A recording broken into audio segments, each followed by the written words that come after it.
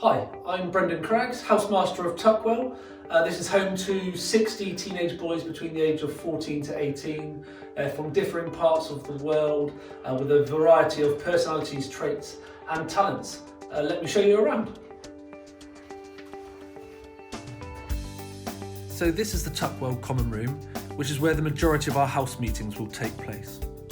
But it is also one of a few places in the house where the boys can relax, socialise or study in a home away from home.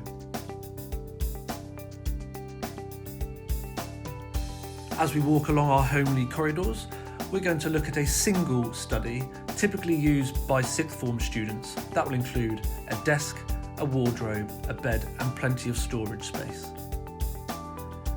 And onto a typical 4-bed dormitory. This one in particular is used by Tuckwell third form students, but it has many similar features that you would find within our 2-bed dormitories within the house. I hope this gives you a feel of life in Tuckwell.